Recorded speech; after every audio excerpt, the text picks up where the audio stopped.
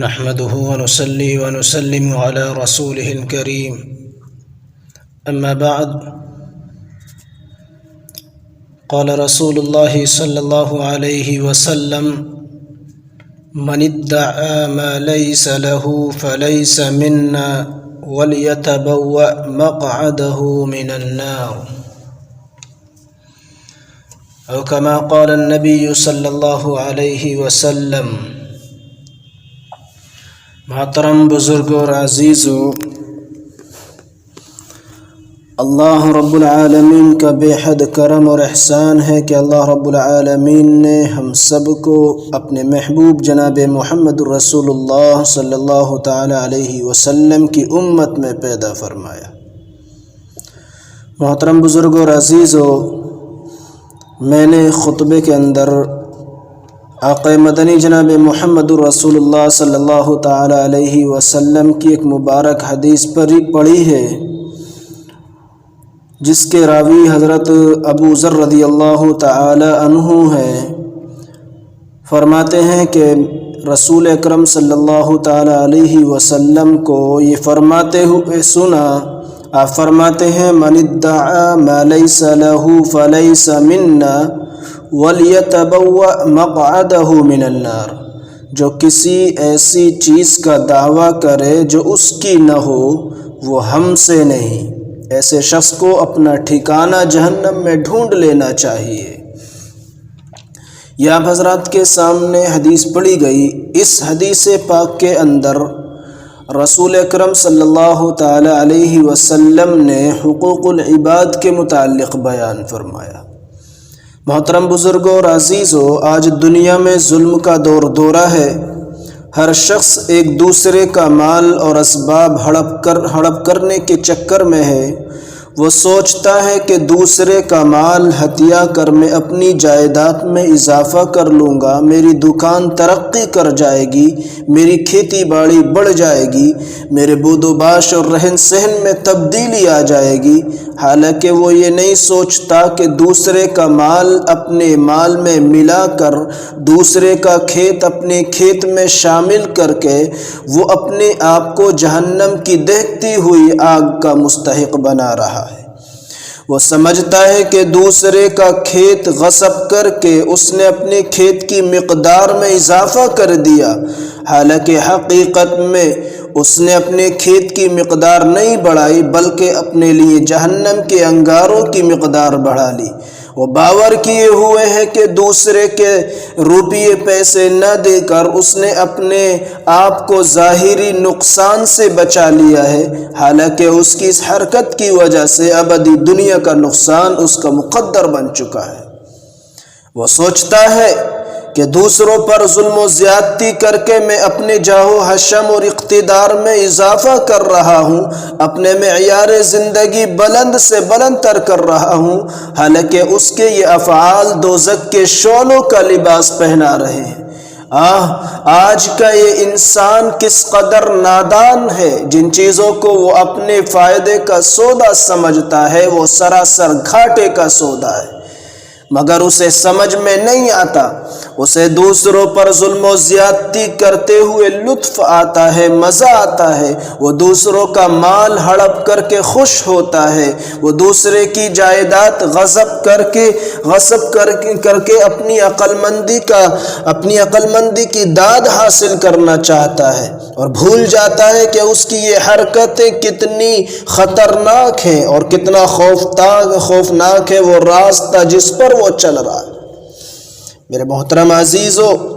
آج کا انسان عدالتوں کا سہارا لے کر، مقدمات لڑ کے، جھوٹی سچی گواہیاں دلوا کر، رشوت کی تھیلیاں کھول کر دوسروں کی جائیداد کو اپنی بنا لیتا ہے، دوسروں کے حقوق پر ڈاکے ڈالتا ہے اور یہ سمجھتا ہے کہ دنیاوی قانون کی روح سے وہ چیز میری ہو گئی تو خدائی قانون میں بھی میری ہو گئی، حالانکہ یہ اس کی بھول ہے۔ قیامت تک وہ چیز اس کی نہیں ہو سکتی، اسے اس چیز سے فائدہ اٹھانے کا حق نہیں ہے، وہ اس کے ذریعے جو کچھ حاصل کر رہا ہے سب حرام ہے، وہ جہنم کا ایک ٹکڑا ہے جو اس نے جھوٹی گواہیاں دلوا کر اور رشوت دے کر حاصل کیا ہے۔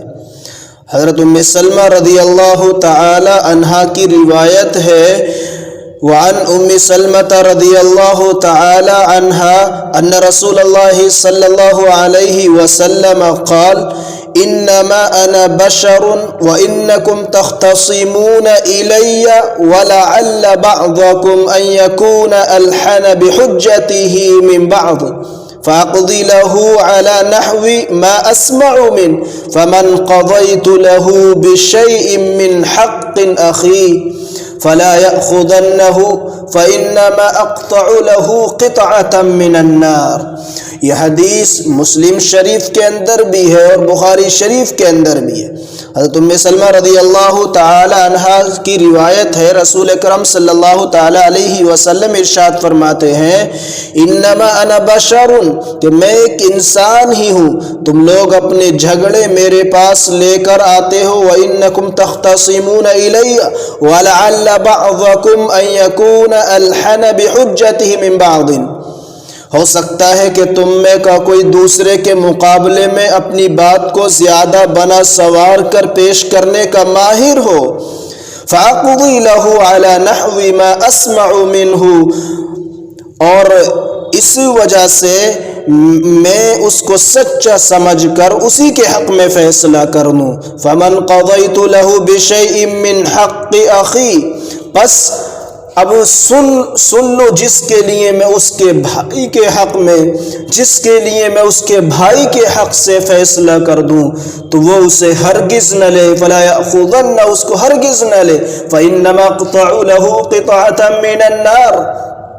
کیوں نہ لے؟ کیونکہ وہ جہنم کا ایک ٹکڑا ہے جو میں اسے کاٹ کر دے رہا۔ ایک دوسری حدیث پاک کے اندر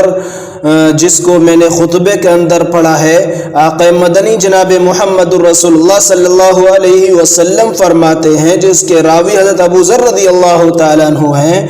من ادعا ما لیس لہ فلیس منا وَلْيَتَبَوَّأْ مَقْعَدَهُ مِنَ النَّارِ، کہ جو کسی ایسی چیز کا دعویٰ کرے جو اس کی نہ ہو وہ ہم سے نہیں، ایسے شخص کو اپنا ٹھکانہ جہنم میں ڈھونڈ لینا چاہیے۔ محترم حضرات، یہ ظلم و زیادتی اور دوسروں کی جائیداد پر ناجائز قبضہ کرنا حقوق العباد میں سے ہے،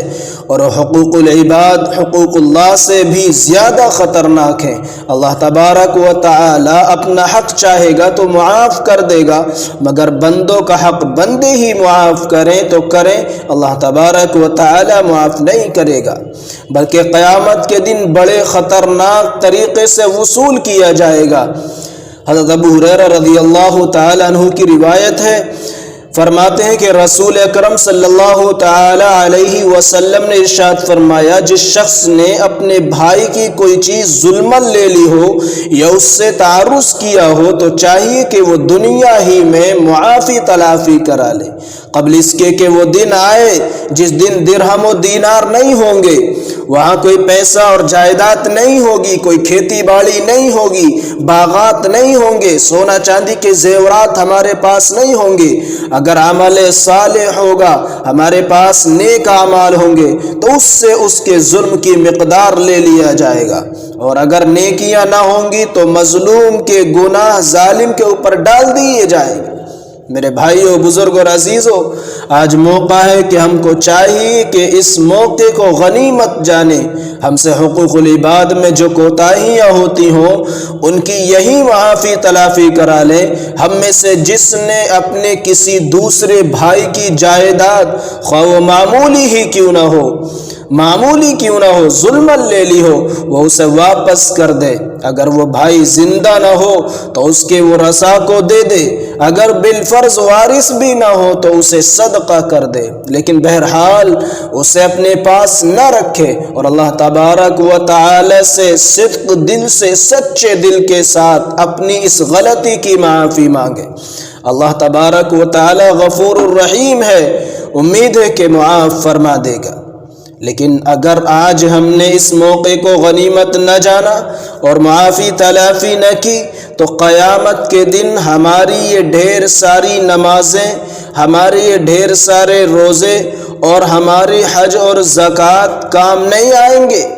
ہم خواہ وہاں نیکیوں کے انبار لے کر جائیں، ڈھیر ساری نیکیاں لے کر جائیں، مگر ان سے ہماری خلاصی نہیں ہوگی۔ ہماری عبادات حقوق العباد کے سامنے بالکل بے حیثیت ہو کر رہ جائیں گی اور ہمیں بے یار و مددگار چھوڑ دیا جائے گا۔ اس دن ہم سے زیادہ بے چارگی اور مفلسی میں کوئی نظر نہیں آئے گا۔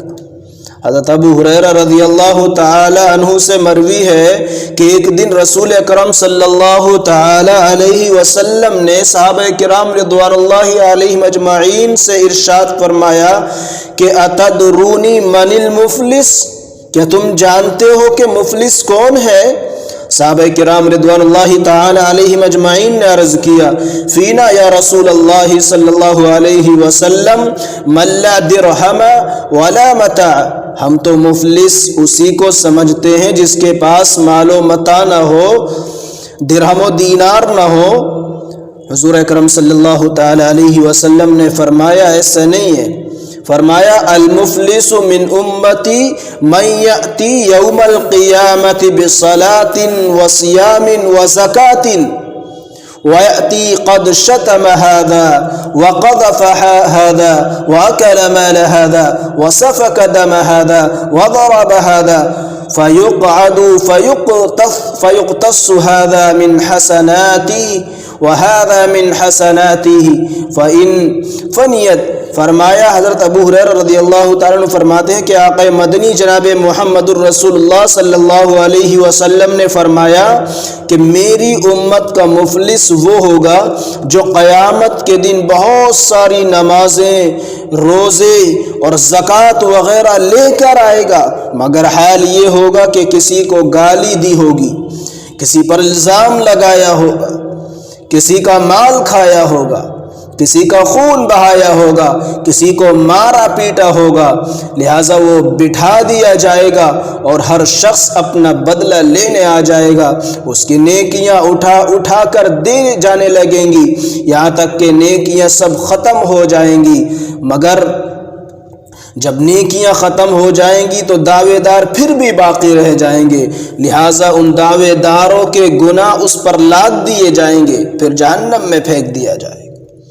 آج ہم غیبت، چغل خوری میں لگے رہتے ہیں، ایک دوسرے پر طعن و تشنیع کرتے ہیں، بہتان لگاتے ہیں، ایک دوسرے کو ستانے اور نیچا دکھانے کی فکر میں رہتے ہیں۔ ذرا سوچئے جب قیامت کے دن ان کے عوض ہماری نیکیاں لی جانے لگیں گی تو ہم کس لائق رہ جائیں گے؟ ہمارے اوپر جب ہمارے ظلم کے بدلے مظلوموں کی برائیاں لادی جانے لگیں گی تو ہم اپنی بیچارگی کی فریاد کس سے کر سکیں گے؟